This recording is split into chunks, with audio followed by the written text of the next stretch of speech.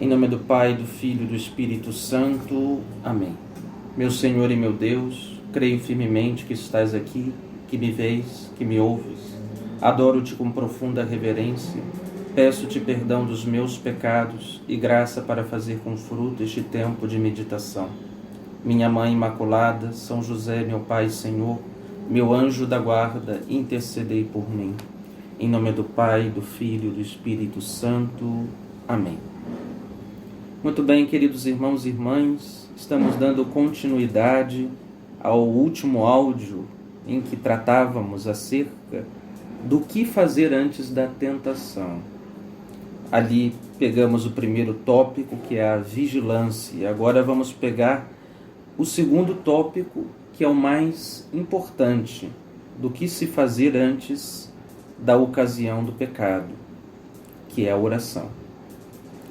Sem dúvida, tanto a vigilância quanto a oração devem vir acompanhadas e nunca separadas, ok?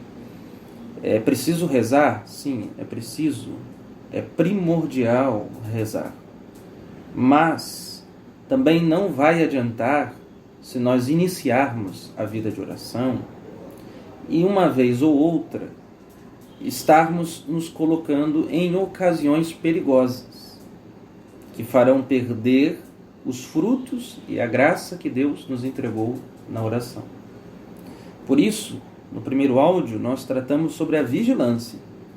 É preciso estar como um vigia, à espreita, onde o inimigo pode chegar a qualquer hora e podemos ser assaltados a qualquer momento, tanto pelos nossos afetos, quanto pelo nosso imaginário, quanto pela investida espiritual e satânica dentro de nossas almas.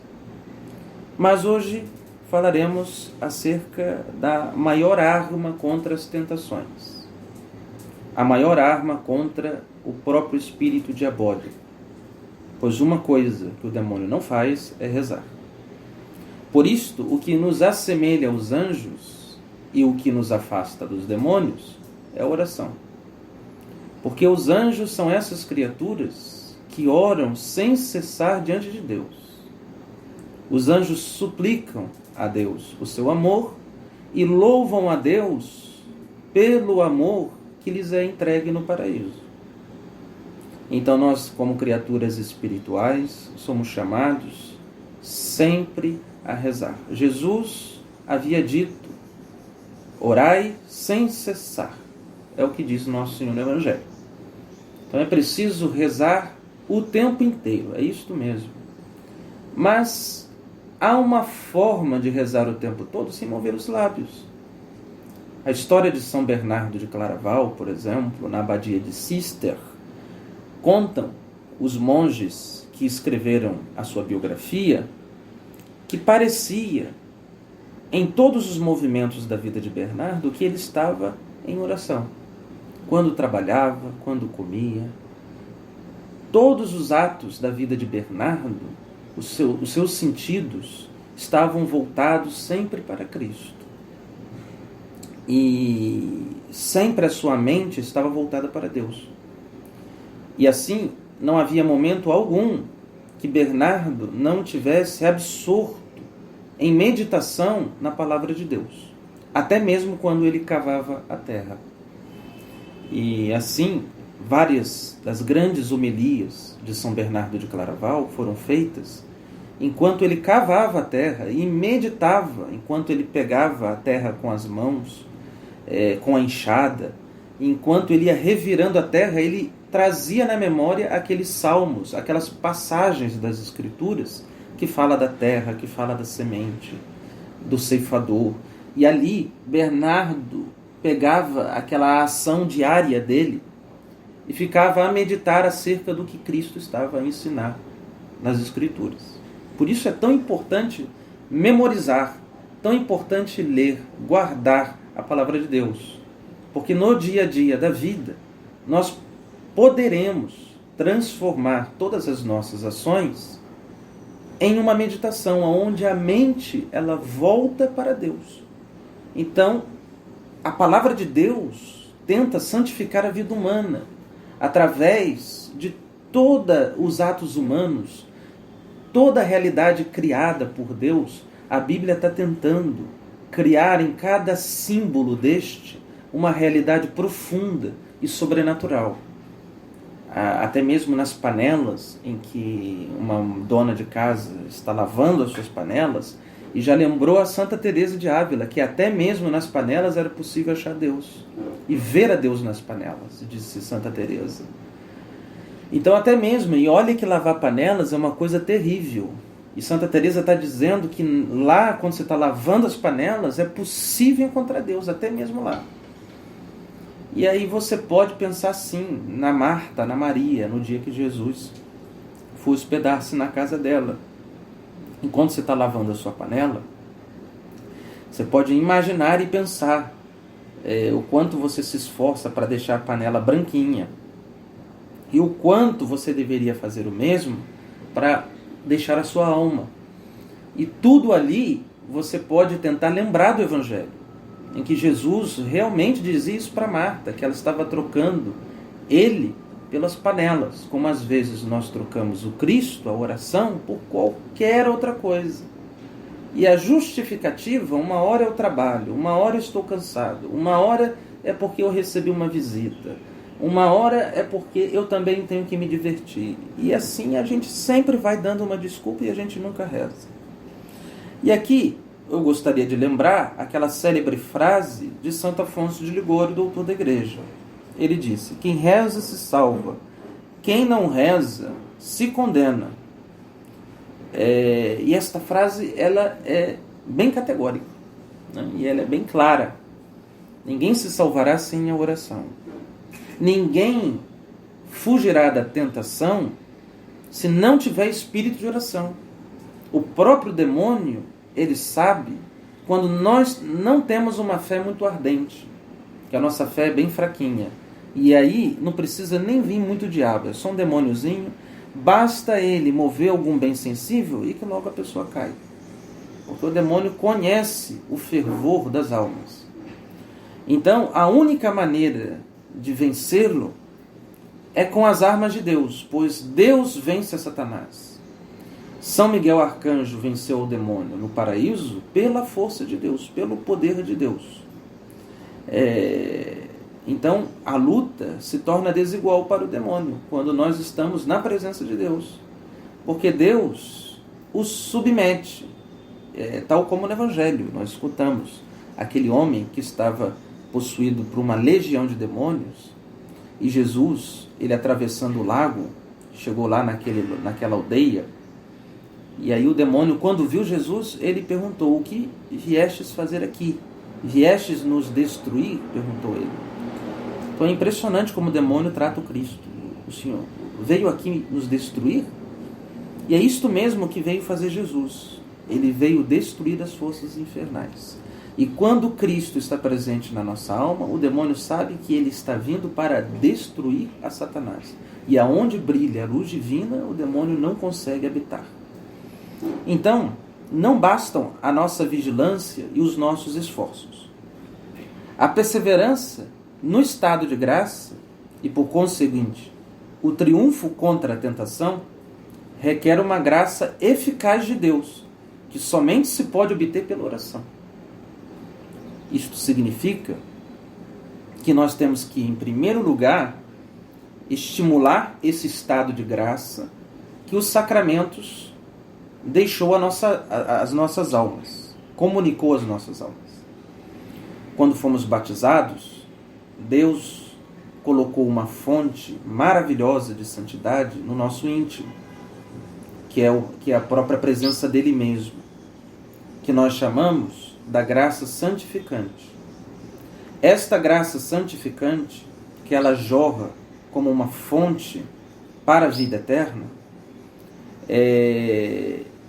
ela perde a sua limpidez quando a alma livremente começa, com atos humanos, a contrariar o efeito desta força divina que opera no íntimo da alma. E isto acontece pelos pecados veniais e pelo pecado mortal. O pecado mortal, ele vai imobilizar a graça santificante. Não é que ela deixará de habitar dentro de nós, mas o nosso acesso a ela ficará impedido, pois nós estamos livremente rejeitando esta fonte amorosa que vem do próprio Deus. E aí nós vamos ter que recorrer novamente ao sacramento da penitência, a confissão. É óbvio que Deus não poderia apenas nos dar o batismo, que é a remissão do pecado original, e os pecados, se o caso a pessoa é adulta, também os pecados que ela cometeu livremente. O pecado original nós ganhamos por herança, e existem aqueles pecados que nós adquirimos por livre vontade. Então, no caso do adulto, né, porque a criança ela não tem pecados mortais.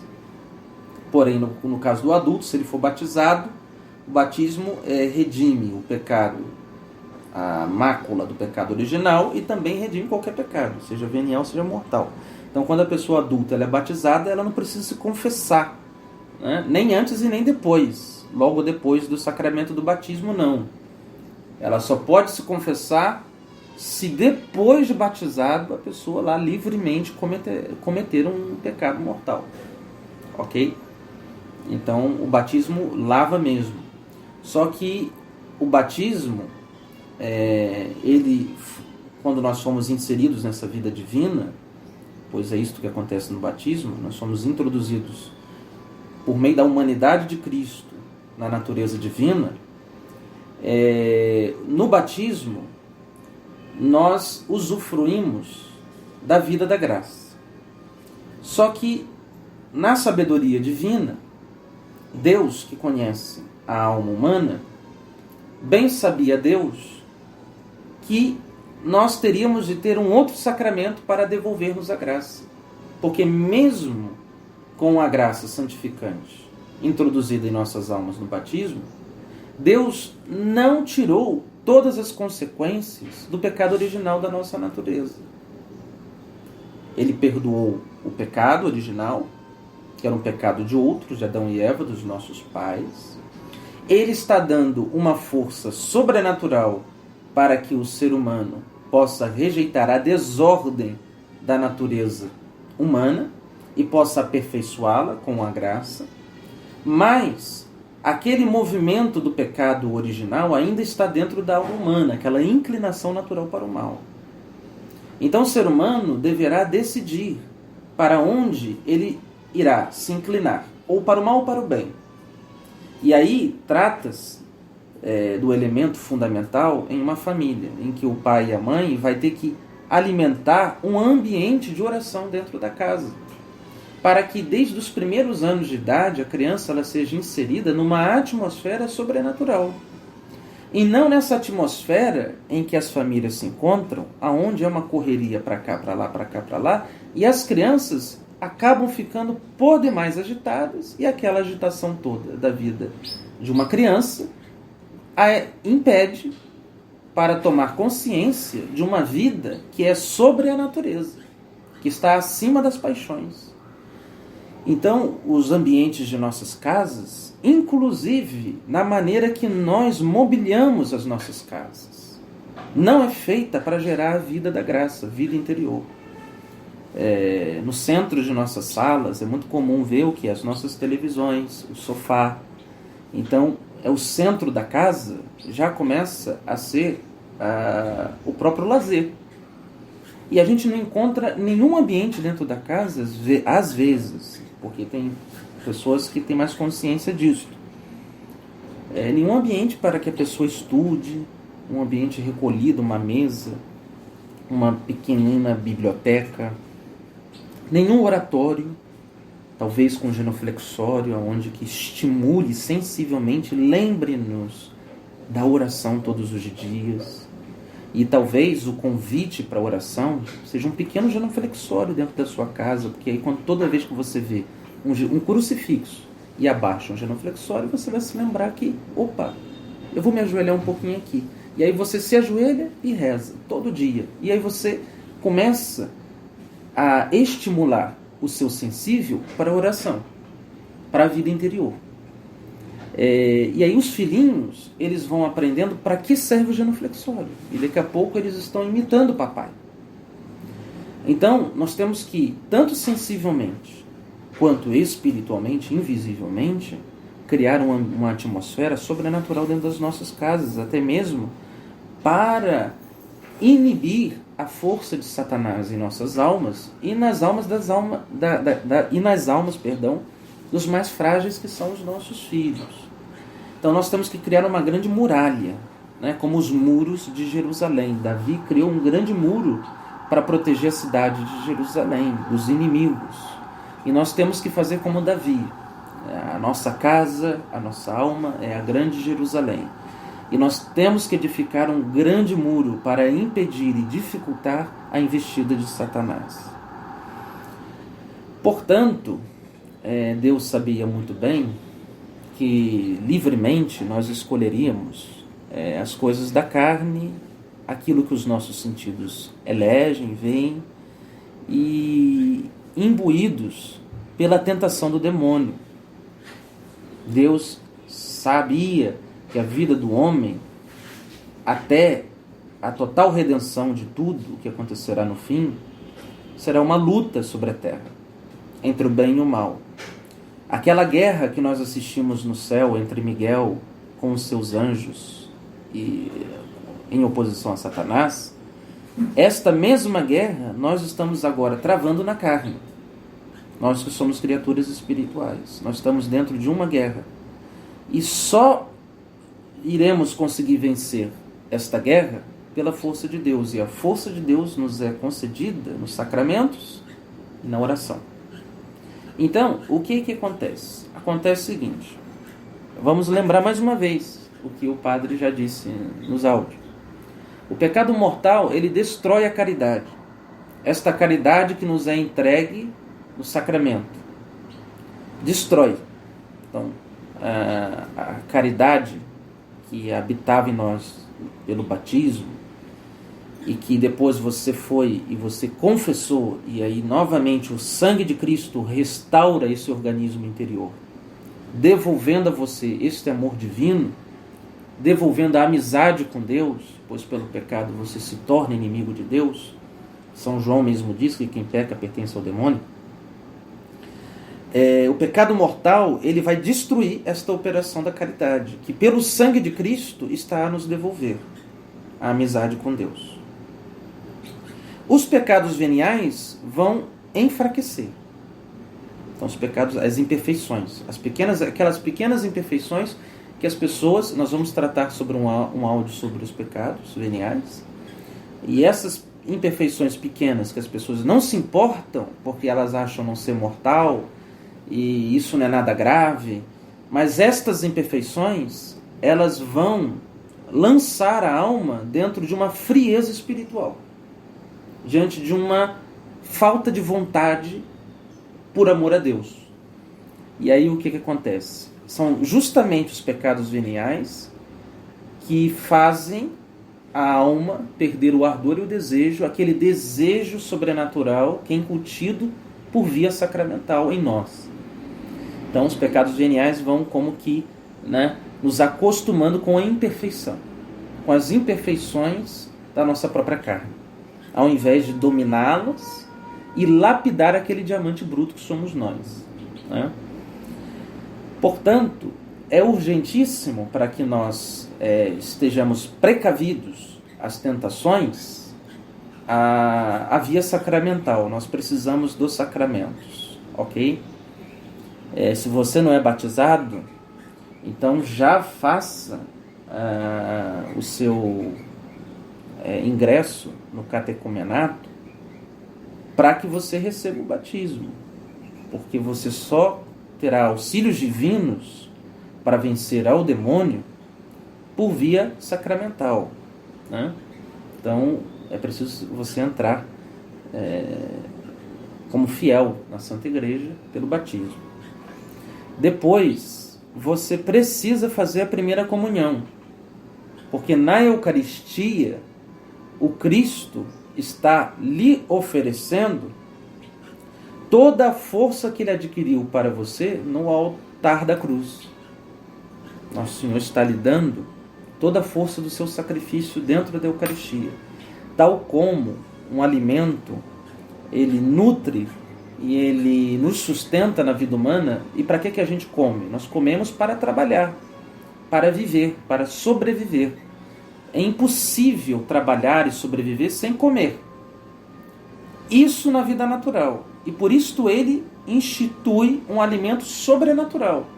Porque seria também impossível manter a vida sobrenatural com tantos sofrimentos, tantas lutas, tantas guerras, se Deus não nos desse um alimento do céu para vencer aquelas criaturas diabólicas que nos tentam tirar de lá. Então, a Eucaristia, tal como um alimento natural, eleva, aumenta a imunidade de uma pessoa. Uma pessoa está doente, ela precisa comer uma determinada alimentação regrada, com determinadas proteínas, vitaminas, para que a imunidade dela cresça. Assim também, depois do remédio do sangue de Cristo ter sido administrado a nós no sacramento da penitência, a Eucaristia será como um remédio a aumentar a nossa imunidade espiritual. Ela irá aumentar a intensidade de amor. Ela irá aumentar esta graça santificante que foi introduzida em nós no batismo.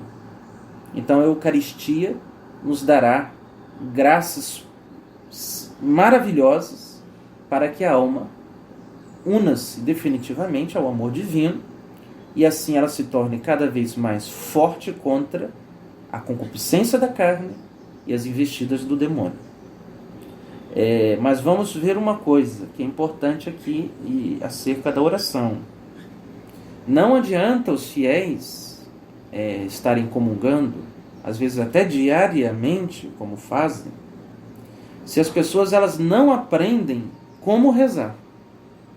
Nós também vamos tentar fazer aqui uma explanação depois acerca dos graus de oração, como bem explicou Santa Teresa. Mas é preciso a gente aprender a rezar. Então é preciso que você reze, mas reze bem. Não é rezar da boca para fora, como às vezes nós acabamos até fazendo por causa de muitas imperfeições que vamos acumulando ao longo da nossa vida. Mas é preciso encarar com seriedade de que essas quedas que as almas estão tendo é justamente por uma imperfeição na alma e que ela não consegue compreender como defender-se de um espírito tão astuto como uma serpente, que é o diabo. Então ela quer buscar uma ciência de Deus para estar precavida para os próximos ataques. E não existe uma ciência concedida por Deus, senão a fé que é doada a nós por via sacramental e doada a nós pela própria oração, que é o próprio ato de fé, é o próprio ato de crer. Então, na oração, o Espírito Santo estará doando a fé a nós. Ou seja, ele estará produzindo a fé em nós, quando nós rezarmos. Então, por isso é tão necessário a oração. Porque o sacramento, a vida sacramental, a vida divina, ela supõe que nós tenhamos aprendido a rezar. É isto mesmo, os apóstolos pediram a Jesus, ensine-nos a rezar. E Jesus ensinou. Então, para rezar é preciso aprender, não é uma coisa óbvia. Não é a gente chegar e sair rezando o Pai Nosso por aí afora e a Ave Maria. Então é preciso aprender a rezar. E quem vai ensinar a nós a buscar a oração? Nós temos as Sagradas Escrituras. Porém, nós já percebemos que a Bíblia é muito grande. É um conjunto que precisaria de uma inteligência iluminada pelo Espírito Santo para catequizar-nos acerca de diversos assuntos, dentre eles a oração. Então, quando nós olhamos para a tradição da Igreja, nós temos diversos santos que vão fazer isto para nós, que serão os nossos catequistas, os nossos pais espirituais. Eles irão mostrar nas Escrituras, porque foram homens que meditaram dia e noite a palavra de Deus, sem cessar. E aí eles provam pela própria palavra como se dá, por exemplo, a oração. Né? E nós vamos tentar um dia destrinchar um pouco isto, porque o que nós precisamos nos tempos atuais é rezar. Esta é a causa de todas as crises, a falta de Deus. E Deus só vem quando nós pedimos, quando nós imploramos. Como disse Jesus, que todas as vezes que pedíssemos o Espírito Santo, o Pai daria. Mas o problema é que nós não estamos pedindo. Falta o espírito de oração para nós católicos. Então, queridos irmãos, o sacramento, essa força, essa vitalidade da graça que nos está sendo doada por Cristo, em sua humanidade, no Santíssimo Sacramento, no sacramento da penitência e nos demais sacramentos, nós perdemos o vigor desta graça pela falta da oração. Porque a oração é o que vai cultivar a graça recebida.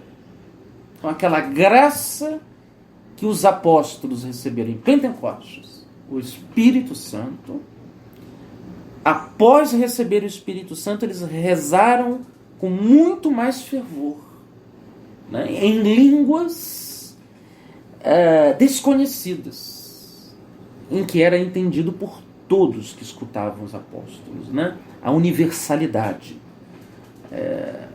Os santos, como Santo Antônio de Pádua, São Vicente Ferrer, teve esse dom das línguas, né? Que era justamente, eles falavam e todos entendiam na sua própria língua. Você vê a graça que a oração não pode oferecer para as almas e tantas outras. Então a oração, você comunga o Santíssimo no domingo e no meio de semana, mesmo que você não vá à missa diária, que seria uma graça ir, mas a oração fará você alimentar-se daquela graça eucarística até o próximo domingo. E ao contrário de você perdê-la e diminuir, se a pessoa reza como Cristo ensinou, rezar sem cessar, se ela transforma tudo em oração, até o próximo domingo, aquela graça se multiplica. O desejo aumenta, a fome é muito maior. Pois a oração, nós estaremos como que olhando o cardápio de Deus. Não há como olhar o cardápio e não ficar com mais desejo ainda, né, de se alimentar. Mas só que esse cardápio é tão maravilhoso que ele já vai antecipando, por comunhões espirituais, ele não deixa a alma morrer de fome, nunca. Espiritualmente ele vai doando para ela aquele amor que em plenitude, em uma graça superabundante, ele dará pelo coração eucarístico de nosso Senhor Jesus Cristo, presente no altar. Então, os sacramentos vão necessitar, para que os seus efeitos penetrem no íntimo e no âmago das nossas almas, um espírito de fé. E o espírito de fé só existe quando nós acreditamos em tal forma que nós nos pomos imediatamente a falar com Deus. O ato de fé, como bem lembrou o Papa Bento XVI, que crer não é apenas aceitar intelectualmente a existência de Deus. Crer não é uma ideia, crer não é uma ideologia, como as pessoas dos nossos tempos costumam fazer. Como se a fé existisse para resolver causas segundas da nossa vida. Não. Crer, o ato de fé, é pôr-se em diálogo amoroso e íntimo com Deus que se dá àqueles que o chamam por amor. Como o esposo cede ao clamor da esposa. A esposa clama o esposo para vir ao seu leito. Assim, a alma em oração é uma alma cheia e ardendo de paixão pelo esposo divino a clamar da terra. E ele vem do céu para desposar esta alma que reza. E assim, queridos irmãos, o que vai acabar acontecendo é que o sacramento, a graça doada no sacramento, e quando esta graça encontra uma alma que crê, a fé unida à caridade, faz-se presente os milagres de Cristo por meio de sua humanidade. Como nas ruas de Jerusalém e da Judéia, quando a caridade, que é o próprio Cristo, encontrou a fé, ele realizou milagres. Jesus disse: tua fé te curou, tua fé te salvou. Quando entrou na Samaria, não encontrou fé na Samaria. Aí diz o Evangelho, lá ele não realizou nenhum milagre, porque lá não tinha fé, os samaritanos. A caridade estava lá, mas aquela cidade não cria. Não acreditavam na bondade de Deus. Na bondade de Deus que trouxe o seu Filho na carne humana para visitar Samaria. E eles ignoravam a grande graça que entrava naquela cidade. Nós, às vezes, somos como os samaritanos. Deus nos visita e nós ignoramos a graça que se esconde por detrás da aparência daquele pão. Nós ignoramos a operação divina que acontece dentro da Eucaristia. E assim, queridos irmãos, quando nós ignoramos, por mais que tenhamos a caridade divina que vem nos buscar, não temos fé suficiente para entender o que acontece dentro do mistério. Ou seja, o mistério de amor entre Deus e as nossas almas. Porque estamos por demais presos aos sentidos e aos afetos, como estava Santo Tomé. Enquanto devia crer não nos olhos, mas naquilo que os ouvidos recebiam, ele está vivo. Tomé queria provas empíricas, queria tocar com os dedos. Então, enquanto permanecermos como Tomé, exigindo de Deus milagres e sinais, nós vamos perecer. Porque a vontade de Deus é que nós o vejamos pela fé, por detrás do véu do pão e do vinho, sem nenhuma visão sobrenatural e mística. Isto Deus concede às almas que já acreditam, que já passaram pela noite escura dos sentidos e pela noite escura da alma. Então, é preciso antes ver a Cristo pela fé. E aí, queridos irmãos, é necessário não apenas comungar e confessar, é necessário rezar. E a alma que reza, e aí ela tem a chama ardente da fé, porque o Espírito Santo, como disse São Paulo, é o Espírito Santo que ora em nós. Quando nós rezamos, é o Espírito Santo que ora em nós. Ninguém diz Jesus Cristo é o Senhor se não for pela força do Espírito Santo, disse São Paulo. A oração é uma ação do Espírito em nós, tal como o Espírito Santo agia na alma dos apóstolos do cenáculo.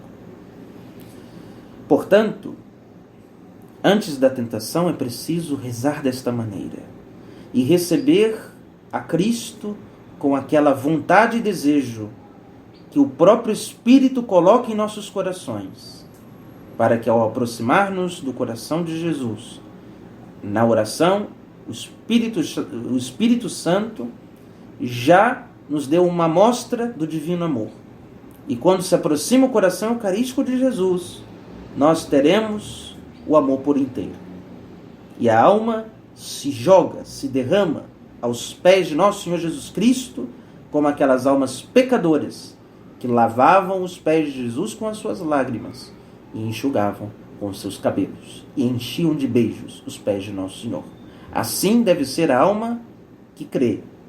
Joga-se em um ato profundo de amor aos pés de Nosso Senhor, presente na Divina Eucaristia, em lágrimas e com a cabeça ao solo, dobrada, de joelhos, possa encher os pés de Nosso Senhor Jesus Cristo de beijos, de afetos, de carinhos, pois ela entende o que acontece por detrás do véu do sacramento. Ela enxerga a renovação da entrega amorosa de Deus na cruz, todas as vezes que ela comunga e ela descobre que aquele sacrifício, na hora que ela recebe a hóstia divina, aquele sacrifício era para ela.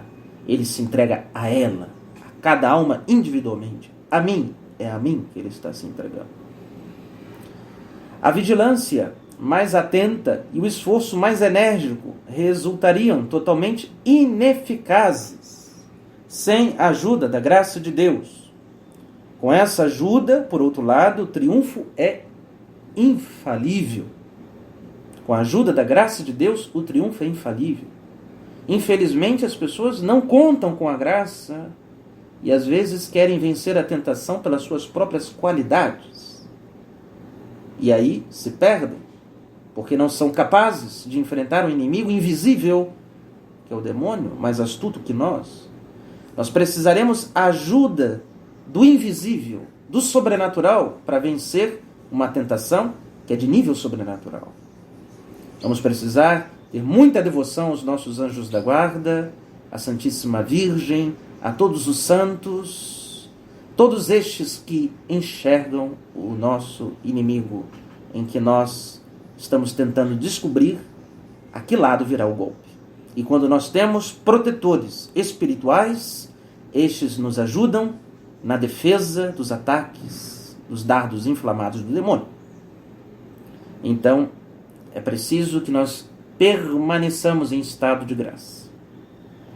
É importantíssimo isto. E a oração vai cultivar a graça, fará aumentar a graça, a intensidade da graça, ou seja, a intensidade de amor que nós recebemos por via sacramental.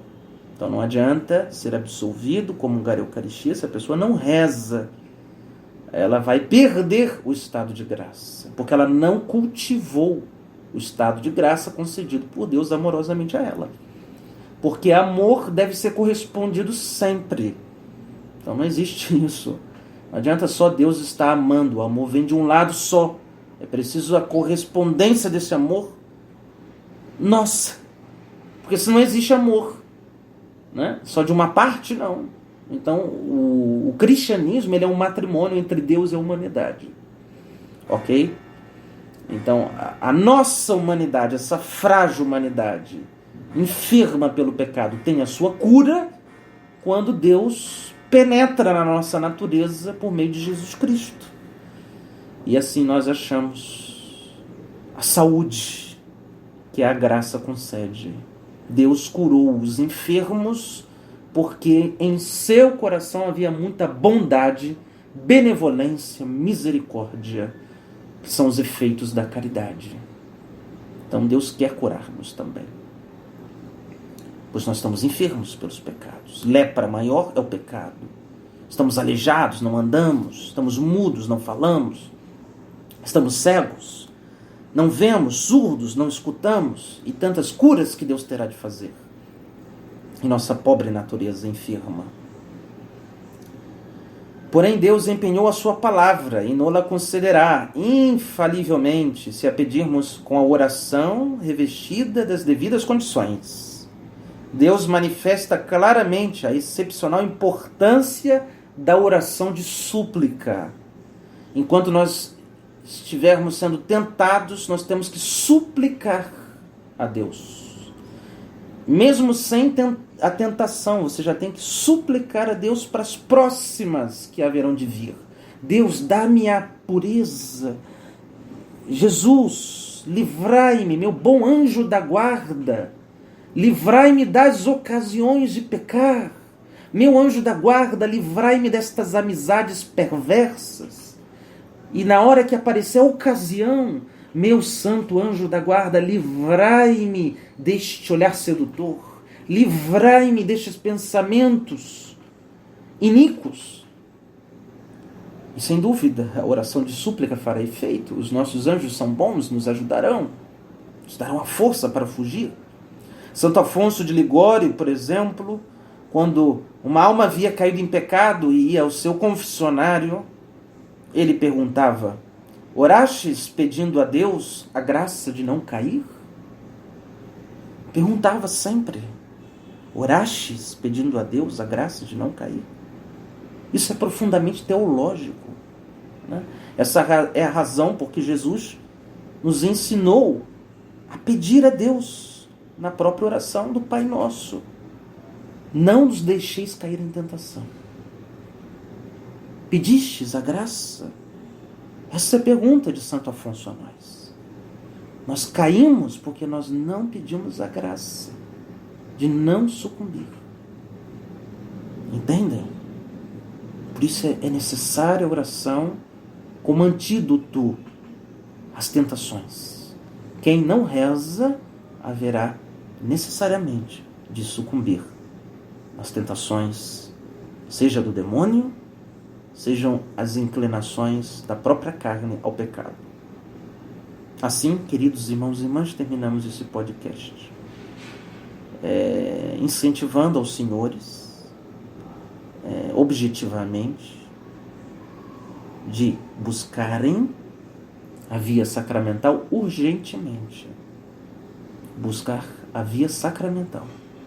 Confessar-se com frequência, comungar com frequência, adorar o Santíssimo Sacramento, mas não abandonar a oração individual, a oração cotidiana, a meditação que dará perseverança ao ato de crer. Então, buscar alimentar a oração individual, para que esta operação divina do próprio Espírito Santo, que opera por meio do Filho, por via sacramental, opere por meio do Filho em nós, também no diálogo amoroso com o próprio Deus. Então, na oração, nós dialogamos com Deus, falamos com Deus.